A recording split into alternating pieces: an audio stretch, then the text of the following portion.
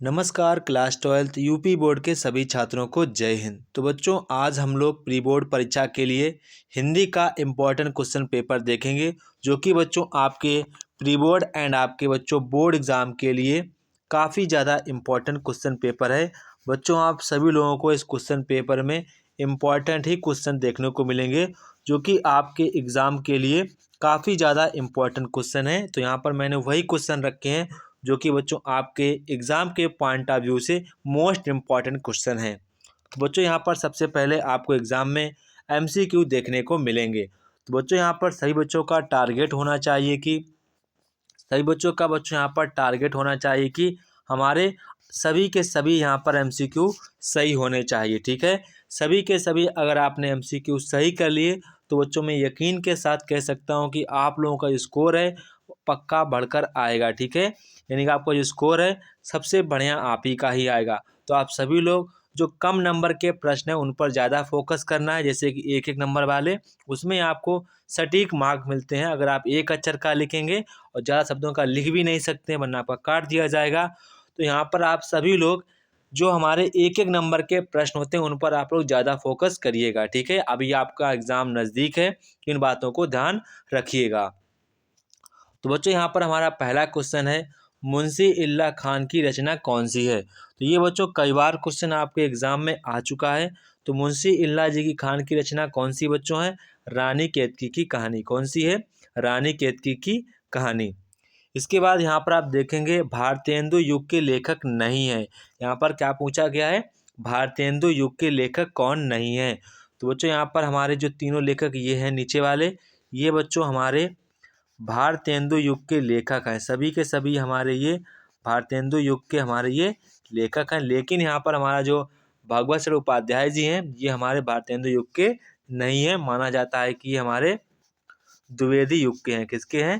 द्विवेदी युग के हैं। ठीक है, इसके बाद यहाँ पर आपका क्वेश्चन नंबर ग आता है। यहाँ पर क्वेश्चन नंबर ग कह रहा है, चारुचंद लेख की विधा क्या है।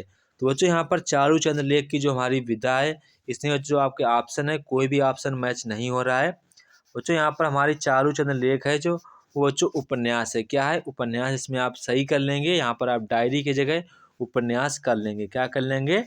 डायरी की जगह आप उपन्यास इसको कर लेंगे। ठीक है, इसके बाद यहाँ पर आप क्वेश्चन नंबर घ देखेंगे, लक्ष्मीपुरा रिपोर्ट ताज के लेखक कौन है। लक्ष्मीपुरा रिपोर्ट ताज के लेखक कौन है। तो बच्चों कौन है? शिवदान सिंह चौहान। कौन है? शिवदान सिंह चौहान। इसके बाद यहाँ पर आप क्वेश्चन नंबर 11 कह रहा है कि हिंदी का प्रथम मौलिक नाटक कौन सा है। तो बच्चों सभी को पता है हिंदी का जो हमारा मौलिक नाटक है वो कौन सा है? नहुस है। कौन सा है? नहुस है। ठीक है, इसके बाद यहाँ पर क्वेश्चन नंबर 2 का कह रहा है कि निज भाषा उन्नति है सब उन्नति को मूल, यह काव्य पंक्ति किस लेखक ने दी थी। तो बच्चों किस लेखक ने दी थी? ये दी थी बच्चों हमारे भारतेंदु हरिश्चंद्र जी ने। किसने दी थी? भारतेंदु हरिश्चंद्र जी ने ये दी थी। ये क्वेश्चन बच्चों आपके बोर्ड परीक्षा में आया हुआ क्वेश्चन है, तो सभी लोग इसको अच्छे प्रकार से तैयार करेंगे। ठीक है, इसके बाद यहाँ पर आपका क्वेश्चन नंबर ख आता है, स्थूल के प्रति सूक्ष्म का विद्रोह है। तो किसने ये वाक्य कहा है? तो ये बच्चों कब कहा गया है? छायावाद में कहा गया। कब कहा गया था? ये छायावाद में कहा गया था। ठीक है, इसके बाद यहाँ पर कह रहा है वैदेही वनवास किसकी रचना है। तो वैदेही वनवास किसकी रचना है? यहाँ पर आपको पूछा गया है कि जो वैदेही वनवास है वो हमारी किसकी रचना है। तो बच्चों ये किसकी रचना है? ये बच्चों रचना है हमारी अयोध्या सिंह उपाध्याय हरिऔध। किसकी है? अयोध्या सिंह उपाध्याय हरिऔध जी की रचना है। ठीक है, इसके बाद यहाँ पर क्वेश्चन नंबर घ कह रहा है, भारतेंदु जी ने स्त्री शिक्षा से संबंधित किस पत्रिका का प्रकाशन किया है। ये भी बच्चों ये भी जो क्वेश्चन बच्चों हमारे बोर्ड एग्जाम में आया हुआ क्वेश्चन है, तो सभी लोग उसको ध्यान रखेंगे। तो बच्चों यहाँ पर भारतेंदु युग जो जो हमारे भारतेंदु जी थे, इन्होंने बच्चों बाला बोधनी, कौन सी पत्रिका? बाला बोधनी। इन्होंने बच्चों बाला बोधनी पत्रिका के माध्यम से स्त्री शिक्षा के जोर डाला था। तो यहाँ पर हो जाएगा आंसर बाला बोधनी। ठीक है, इसके बाद यहाँ से आपसे क्वेश्चन नंबर 11 कह रहा है कि गंगा लहरी के रचनाकार कौन है। तो गंगा लहरी के रचनाकार कौन है? जगन्नाथ दास रत्नाकर। ये भी क्वेश्चन आपके बोर्ड एग्जाम में आया हुआ क्वेश्चन है। ठीक है, तो सभी लोग यहाँ पर जो क्वेश्चन आए हुए हैं उन पर ज़्यादा फोकस करिएगा। और बच्चों यहाँ पर सभी लोग बातें ध्यान रखेंगे कि जो हमारे एक एक नंबर वाले प्रश्न हैं उन पर आप लोग ज़्यादा फोकस करें, ठीक है, क्योंकि यहाँ पर आपको सटीक मार्क्स मिलेंगे। आप ज़्यादा लिख भी नहीं सकते हैं, अब इन बातों का ध्यान रखिएगा। इसके बाद यहाँ पर क्वेश्चन नंबर 3 आता है। तो बच्चों यहाँ पर आपको गद्यांश दिए जाते हैं, आपको गद्यांश के बेस यहाँ पर आपसे क्वेश्चन पूछे जाते हैं। तो बच्चों यहाँ पर सबसे पहले आपको ऐसे प्रश्नों में पता होना चाहिए कि जो हमारा गद्यांश है वो किस पाठ से लिया गया और इसके लेखक कौन है। ये आपको निम्न बातें पता होनी चाहिए कि हमारे इसके लेखक कौन है और हमारे इसका पाठ का क्या है, आपको निम्न बातों का पता होना चाहिए। तो बच्चों यहाँ पर जो हमारा ये गद्यांश है ये बच्चों यहाँ पर हमारा लिया गया है रॉबर्ट नर्सिंग होम। आपको सभी को ध्यान आ गया होगा, रॉबर्ट नर्सिंग होम से लिया गया है। किससे लिया गया है? रॉबर्ट नर्सिंग होम से। जिसके बच्चों जो हमारे लेखक हैं वो बच्चों हमारे हैं कन्हैया लाल मिश्र प्रभाकर। कौन है वो बच्चों? हमारे लेखक हैं कन्हैया लाल मिश्र प्रभाकर, ठीक है, मिश्र प्रभाकर जी हमारे इसके लेखक हैं। तो यहाँ पर आपसे क्वेश्चन पूछा गया है प्रस्तुत गद्यांश के पाठ व लेखक का नाम बताइए। तो आप लिख देंगे प्रस्तुत गद्यांश के पाठ का नाम है रॉबर्ट नर्सिंग होम। कह रहा है कि लेखक का नाम, तो बच्चों क्या लिख देंगे? लेखक का नाम कन्हैया लाल मिश्र प्रभाकर है, ठीक है। इसके बाद यहाँ पर आपसे कह रहा है रेखांकित अंश की व्याख्या करिए। बच्चों यहाँ पर जो हमारी रेखा है वो बच्चों यहाँ पर यहाँ से ये यहाँ तक की हमारी रेखा है, ठीक है। तो बच्चों यहाँ पर आपको जब भी ऐसा प्रश्न करने का है तो बच्चों जो आपको रेखांकित अंश की व्याख्या होती है वो कुछ नहीं होती, सिर्फ आपको उसको अपनी भाषा में लिखना है, ठीक है। उसको पढ़ लेना है, समझ लेना है, देन आपको अपनी भाषा में लिख देना है। इसके बाद यहाँ पर क्वेश्चन कह रहा है कौन सी ज्योत विश्व को प्रथम ज्योत है। वो यहाँ पर आपको पहले आंसर मेंशन कर दिया गया है। लेखक के लिए कौन सा अनुभव चमत्कारी है। जागरूक और लक्ष्यदर्शी में दोनों में आपको अर्थ को स्पष्ट करना है। इसके बाद बच्चों यहाँ पर अथवा में अगर आपको कठिन लगता है तो नीचे वाला भी कर सकते हैं। तो यहाँ पर सबसे पहले वही प्रश्न है कि हमें पता होना चाहिए किस पाठ से लिया गया, इसके लेखक कौन है। तो बच्चों जो हमारा जो लिया गया है ये लिया गया है राष्ट्र का स्वरूप। किससे लिया गया है? ये लिया गया राष्ट्र का स्वरूप, जिसके लेखक आप सभी को पता है। जिसके लेखक हमारे हैं वासुदेव शरण अग्रवाल। कौन है? वासुदेव शरण अग्रवाल। कौन है? वासुदेव शरण अग्रवाल जी हमारे इसके लेखक हैं, ठीक है। वासुदेव शरण अग्रवाल जी इसके हमारे लेखक हैं। तो बच्चों यहाँ पर आपसे पहला ही क्वेश्चन पूछा गया है, गद्यांश के पाठ व लेखक का नाम आपको कर देंगे, ठीक है। रेखांकित अंश की व्याख्या करनी है। तो बच्चों यहाँ पर जो हमारी रेखांकित अंक की व्याख्या है वो यहाँ पर इसी जगह यहाँ पर लाइनिंग की गई है। तो यहाँ पर सेम वही क्वेश्चन है, आपको इसको अपने शब्दों में व्याख्या कर देनी है, आपकी रेखांकित अंश की व्याख्या हो जाएगी।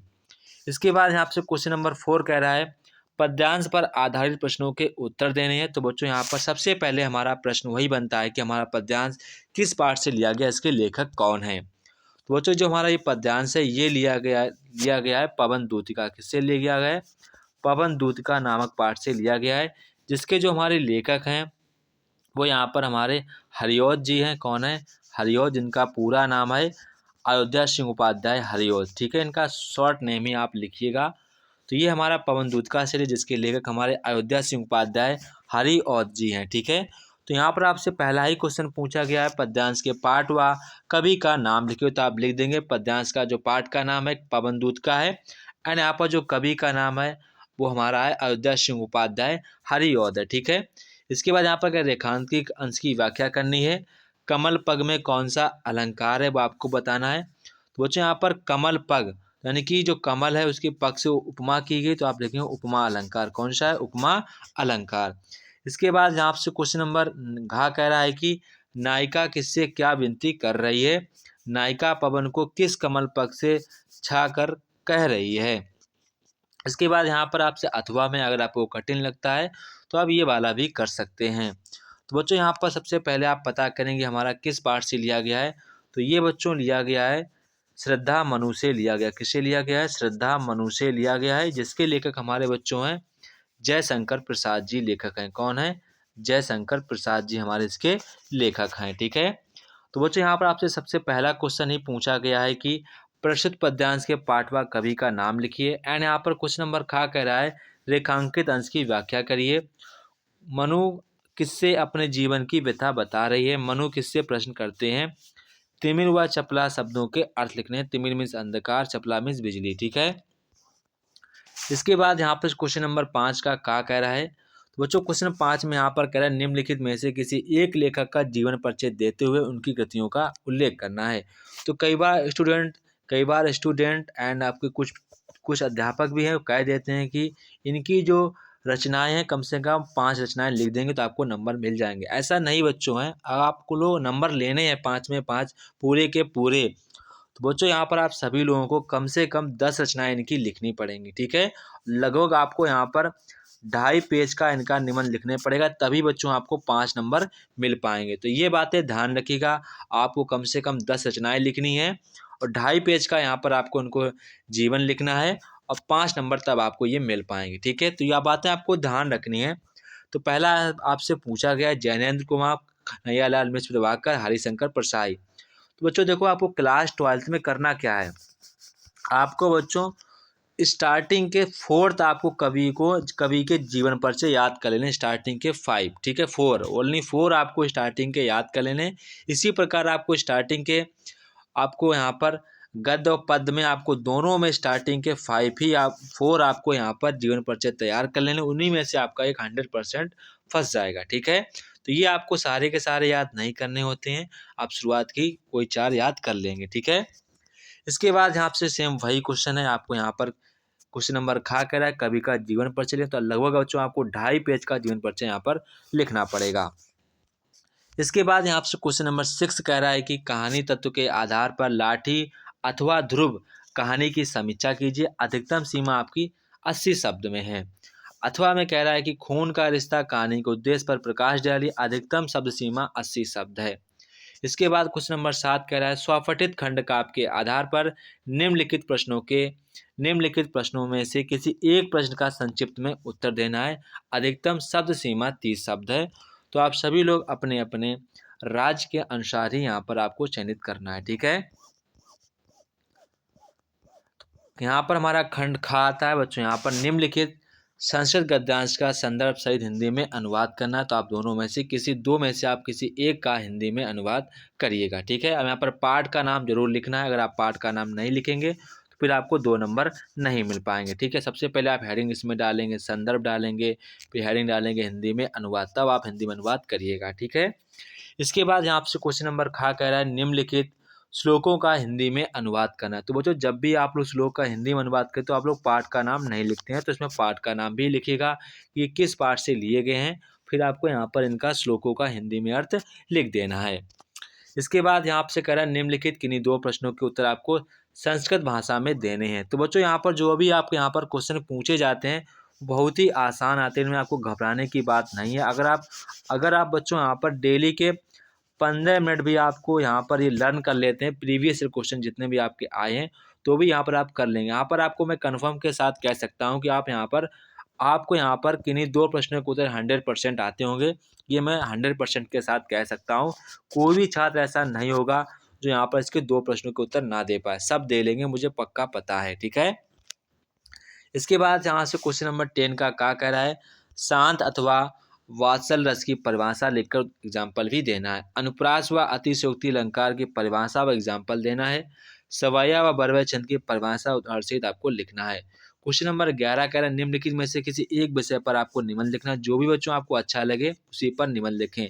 पर यहाँ पर आपको कुछ मेन बातें ध्यान रखनी है, आपको निबंध हेडिंग बनाकर ही लिखना है, लगभग आपको 4 पेज का निबंध लिखना पड़ेगा, तभी आप 9 नंबर ले पाएंगे। और बिना हेडिंग अगर लिख दिया तो आप सिर्फ 2 नंबर ले पाएंगे, ये बातें ध्यान रखिएगा।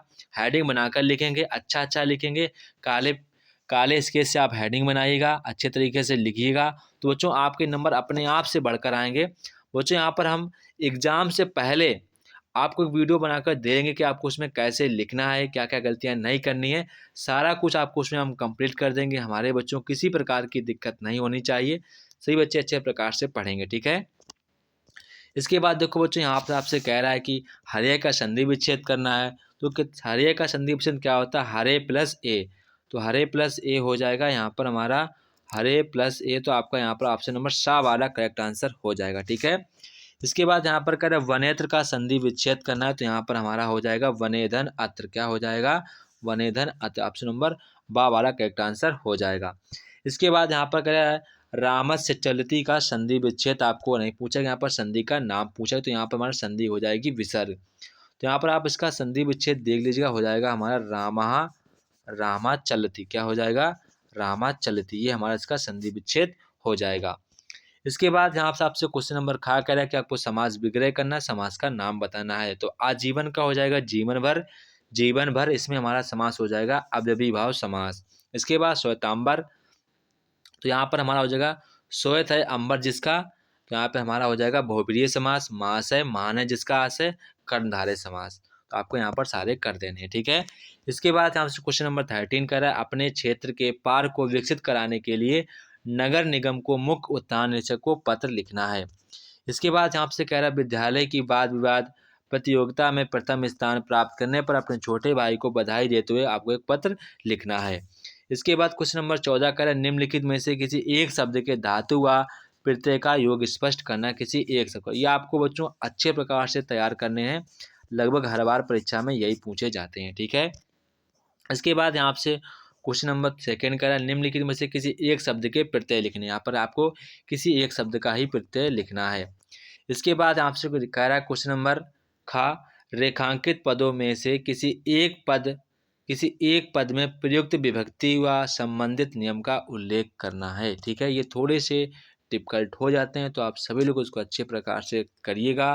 तो ये था बच्चों हमारे क्लास 12 का हिंदी का क्वेश्चन पेपर। आप सभी लोग उसको अच्छे प्रकार से तैयार करिएगा। जो भी आपका डाउट हो आप बच्चों मुझसे कमेंट बॉक्स में कमेंट करके पूछ सकते हैं। जय हिंद बच्चों, फिर मिलते हैं अपने नेक्स्ट वीडियो में, तब तक कि आप सभी लोगों को जय हिंद।